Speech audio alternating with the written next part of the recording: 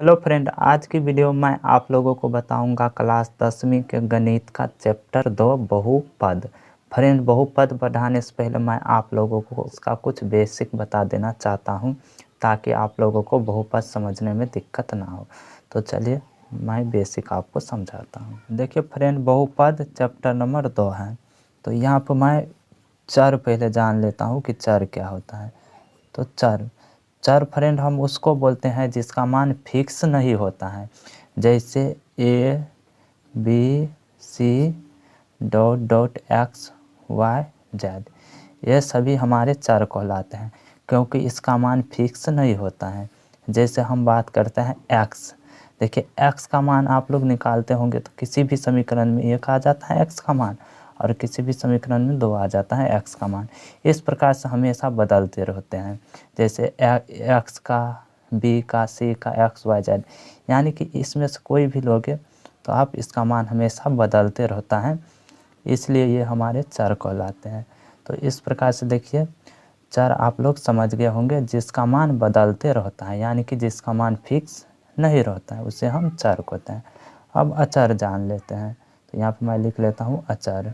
अचर जिसका मान फिक्स होता है उसे हम अचर बोलते हैं, जैसे 2, 3, 5, माइनस का 1।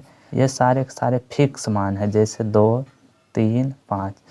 2 को कोई 3 नहीं बोलेगा, 3 को कोई 4 नहीं बोलेगा। इस प्रकार से ये फिक्स मान है, इसीलिए हम इसको अचर बोलते हैं। तो चर अचर आप लोग जान लिए।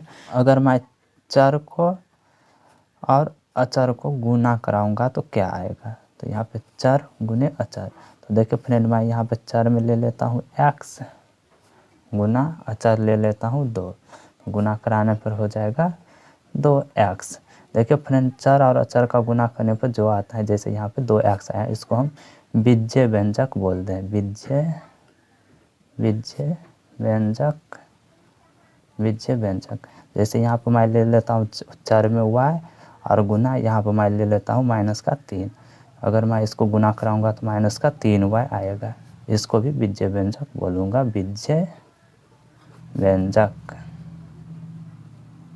फिर से मैं एक ले लेता हूँ, यहाँ पर मैं ले लेता हूँ चर में z और गुना यहाँ पर ले लेता हूँ 4। इसको भी अगर मैं गुना कराऊंगा तो यह आ जाएगा 4z। इसको भी बीज्य व्यंजक बोलूँगा, बीज्य व्यंजक। तो इस प्रकार से आप लोग समझ गए होंगे कि बीज्य व्यंजक किसको बोलते हैं। चर और अचर को अगर हम गुना कराते हैं तो उसे हम बीज्य व्यंजक बोलते हैं। अब यहाँ पर मैं आप लोगों को बताना चाहता हूँ कि बहुपद को कैसे पहचानें। बहुत सारे बच्चे को बहुपद पहचानना नहीं आता है, तो बहुपद को कैसे पहचानें ये मैं आपको अभी बताता हूँ। यहाँ पर मैं लिख लेता हूँ, बहुपद को कैसे पहचाने। यहाँ पे तो फ्रेंड, बहुपद को पहचानने से पहले आपको चर और पूर्ण संख्या याद होना चाहिए। चर यानी कि आपको ये पता होना चाहिए कि चर किसको बोलते हैं। तो अभी मैं समझाया ही हूँ, तो आप लोग चर जानते होंगे। अब यहाँ पर मैं पूर्ण संख्या की पहले बात कर लेता हूँ। तो पूर्ण संख्या क्या होता है फ्रेंड? पूर्ण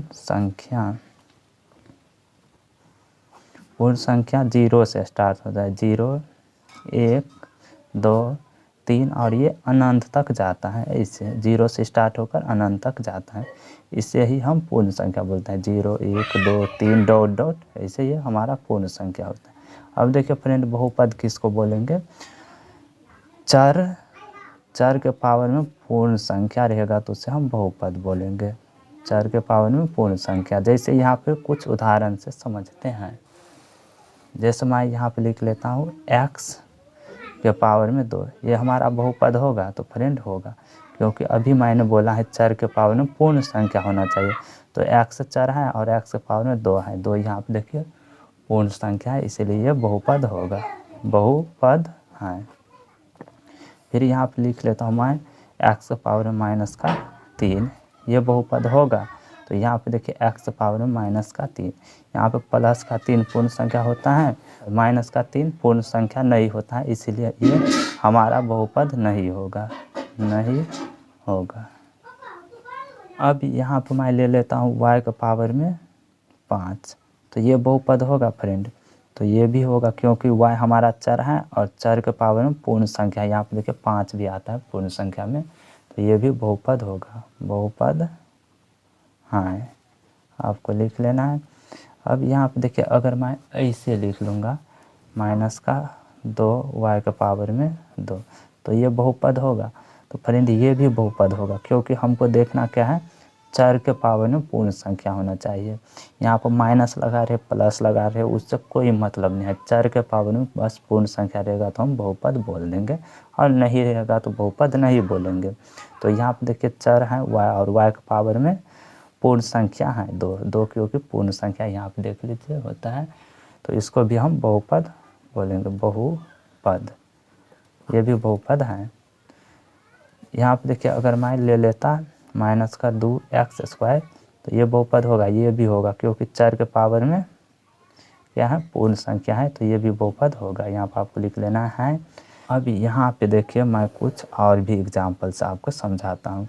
तो यहाँ पे देखिए अगर मैं ले लूँगा x के पावर में 1/2, तो ये बहुपद होगा, तो ये नहीं होगा क्योंकि ये हमारा पूर्ण संख्या नहीं होता है। चर तो यहाँ पे है लेकिन इसके घात पूर्ण संख्या यानी कि पावर में पूर्ण संख्या नहीं है, तो इसको हम बहुपद नहीं बोलेंगे, ये बहुपद नहीं होगा। जैसे मैं यहाँ पे ले लेता हूँ √x, ये बहुपद होगा, तो ये भी नहीं होगा क्योंकि फ्रेंड √x यानी कि इसका मतलब ही होता है 1/2। इसको मैं ऐसे भी लिख सकता हूँ, ये दोनों बात सेम है, इसलिए ये भी बहुपद नहीं होगा। अब यहाँ पर मैं ले लेता हूँ 2, 3, 5 और माइनस का 7। देखिए फ्रेंड ये 2, 3, 5 और माइनस का 7 ये सारे के सारे बहुपद हैं। यहाँ पर मैं अगर रूट भी लगा दूंगा ऐसे √2, तो ये भी बहुपद होगा। इन सभी को हम अचर बहुपद बोलते हैं, अचर बहुपद, अचर बहुपद, इन सभी को हम अचर बहुपद बोलते हैं। तो ये आपको याद रखना है, अगर आपसे कोई पूछ देगा कि 5 बहुपद हैं तो हाँ कौन सा, अचर बहुपद। ये 3 ये भी बहुपद हैं, कौन सा, अचर। क्योंकि फ्रेंड इसको हम ऐसे लिख सकते हैं 5 गुना x के पावर 0। x अगर कोई भी चीज़ के पावर में 0 रहता है फ्रेंड तो उसका मतलब होता है 1, यानी कि देखिए यहाँ पर अगर y के पावर 0 है तो इसका मतलब हुआ 1, 3 के पावर 0 है तो इसका मतलब भी होगा 1।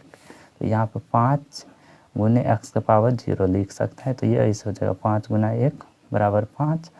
और ये यहाँ पे देखिए चर के पावर में पूर्ण संख्या है, इसीलिए इसको हम बहुपद बोलते हैं। जैसे यहाँ पर मैं ले लेता हूँ 4 बहुपद है, तो हाँ कौन सा, अचर बहुपद। कैसे, तो देखिए यहाँ पर मैं 4 गुना 1 लिख सकता हूँ, 4 ही रहेगा, फिर 4 गुना यहाँ पर मैं y के पावर में 0 ले सकता हूँ क्योंकि यहाँ पे देखिए चर के पावर में पूर्ण संख्या आ गया है, इसीलिए ये बहुपद होगा। तो आप लोग ये भी समझ गए होंगे कि बहुपद ये भी होगा। अब यहाँ पे देखिए 0 बहुपद होगा, तो ये भी बहुपद होता है फ्रेंड, लेकिन इसको हम शून्य बहुपद बोलते हैं, यह आप लोगों को याद रखना है, शून्य बहुपद। 0 को हम लोग शून्य बहुपद बोलते हैं, ये आप लोगों को याद रखना है। अब यहाँ पर मैं ले लेता हूँ 3x² प्लस का 2x प्लस का 3, ये बहुपद है। तो यहाँ पे देखिए चर के पावर पूर्ण संख्या है, यहाँ पे भी चर के पावर में कुछ नहीं है तो 1 है, यानी कि पूर्ण संख्या है, तो ये भी बहुपद है। अब यहाँ पे देखिए मैं ले लेता हूँ 1/x प्लस के 2, ये बहुपद होगा। तो आप लोग बोलोगे चर के पावर में यहाँ पर कुछ नहीं है तो 1, ये पूर्ण संख्या होगा, इसलिए ये बहुपद होगा। लेकिन ये बहुपद नहीं होगा फ्रेंड, क्यों, क्योंकि यहाँ पे देखिए यहाँ पे बट्टे में रहता है ना x, इसको अगर हम ऊपर लेकर जाएंगे यहाँ से तो ये ऐसे हो जाएगा x पावर में -1, यहाँ पर प्लस का 1 माइनस बन जाता है और प्लस का 2 हो जाएगा, इसलिए बहुपद नहीं है। अब यहाँ पे अगर मैं ले लेता y/1 में y² प्लस का 3, तो ये बहुपद होगा, तो ये भी नहीं होगा, इसको ऊपर ले जाने पर ये ऐसे हो जाएगा y के पावर में -2 प्लस का 3, और चर के पावर में पूर्ण संख्या नहीं है, इसीलिए ये बहुपद नहीं होगा। तो इस प्रकार से आप लोग बहुपद पहचानना सीख गए होंगे। अब मैं आप लोगों को बताता हूँ एक पदी बहुपद, द्विपदी बहुपद और त्रिपदी बहुपद किसको बोलते हैं। देखिए फ्रेंड यहाँ पर मैं कुछ बीज्य व्यंजक ले लेता हूँ। जैसे यहाँ पर देखिए मैं ले लिया 2x, 2, ये दोनों एक पदी बहुपद है क्योंकि इसमें एक पद है, इसमें भी एक पद है, तो इसको हम एक पदी बोलेंगे, एक पदी। बहुपद, जिसमें एक पद रहता है फ्रेंड उसको हम एक पदी बहुपद बोलते हैं। जैसे 5x, 7x, -3, ये सारे के सारे एक पदी बहुपद है। एक पदी बहुपद आप लोग समझ गए होंगे। अब देखते हैं द्विपदी। द्विपदी किसको बोलते हैं? जिसमें दो पद होता है। जैसे यहाँ पर मैं लिख लेता हूँ 3x + में 5, ये दो पद हैं, 1 और 2। जैसे यहाँ पर मैं लिख लूँगा 2x - 7, ये दो पदी बहुपद है। इसको हम दो पद, जिसमें दो पद रहता है उसे द्विपदी बोलते हैं। तो आप लोग द्विपदी भी समझ गए होंगे।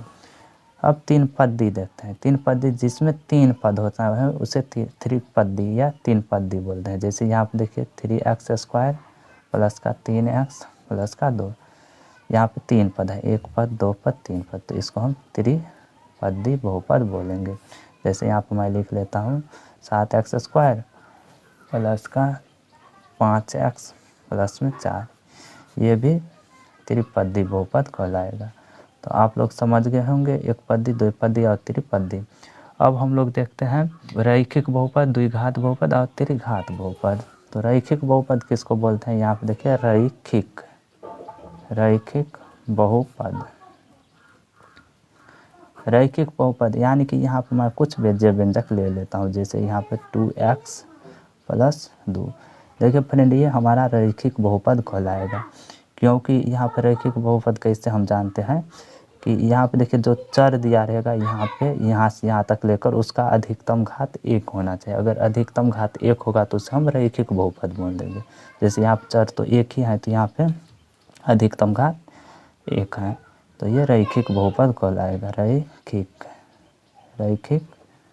बहुपद।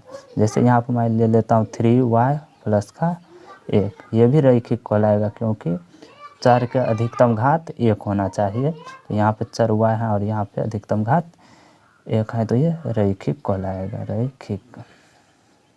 अब देखिए फ्रेंड द्विघात बहुपद, यहाँ पे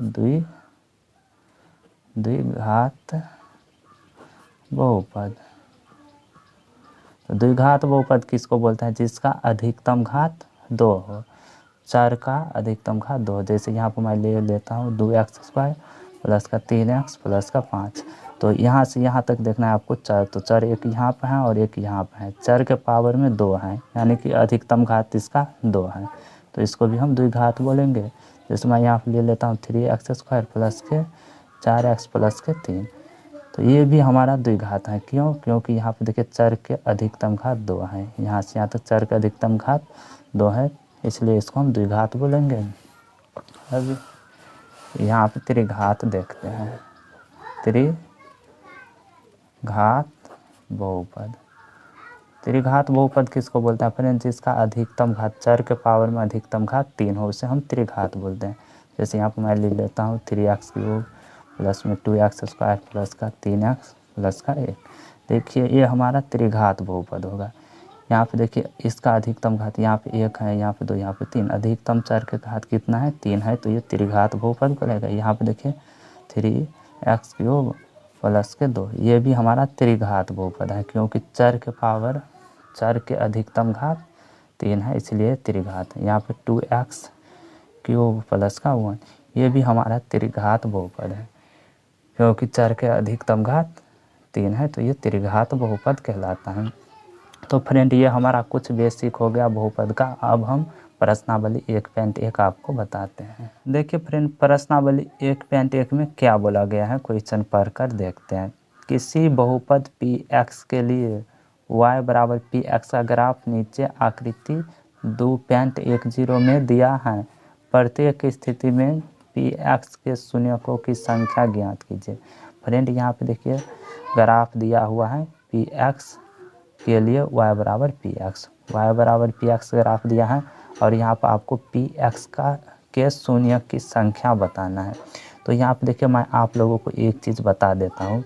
यहाँ पे देखिए इसको हम x एक्सिस बोलते हैं और इसको y अक्ष, यहाँ पे इसको x अक्ष और इसको y अक्ष। तो यहाँ पर हमको px के शून्यक निकालना है। तो x वाले यहाँ पे देखिए x एक्सिस को अगर ये रेखा जितने बार भी काटेगा वही हमारा शून्यक होगा। एक बार और सुनिए, x अक्ष को ये रेखा जो दिया रहेगा जितने बार काटेगा वही हमारा शून्य की संख्या होगा।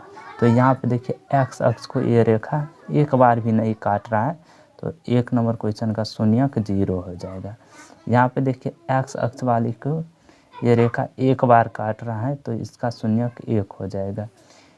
यहाँ पे 3 नंबर क्वेश्चन में देखिए एक्स अक्ष यहाँ पे एक बार, यहाँ पे 2 और यहाँ पे 3 बार कट कर रहा है एक्स अक्ष को ये रेखा, तो यहाँ पे इसका शून्यक 3 हो जाएगा। फिर 4 नंबर क्वेश्चन में देखिए यहाँ पे एक्स अक्ष को ये रेखा 2 बार काट रहा है, इसका मतलब इसका शून्यक 2 हो जाएगा। और यहाँ पे एक्स अक्ष वाले को 1 2 3 4 बार काट रहा है, इसका मतलब इसका शून्यक 4 हो जाएगा। और यहाँ पे देखिए ये आप लोग लिख लेना, मैं यहाँ पे ही बता देता हूँ, शून्यकों की संख्या बराबर लिख लेना। यहाँ पे देखिए 1 बार 2 बार और 3 बार। यहाँ पे देखिए अगर ये नीचे आता तो यहाँ पर हम 2 बार गिनते, लेकिन यहाँ पे ये नीचे नहीं आ रहा है, सिर्फ लाइन से ही होकर मुड़ जा रहा है, इसीलिए इसको हम 1 बार ही गिनती करेंगे, 1 बार 2 बार और 3 बार। तो इसका शून्यक का संख्या 3 हो जाएगा। तो इस प्रकार से प्रश्नावली 1.1 बन गया है। मैं उम्मीद करता हूँ कि आप लोगों को समझ में आया होगा। अगले वीडियो में मैं प्रश्नावली 2.2 बताऊँगा।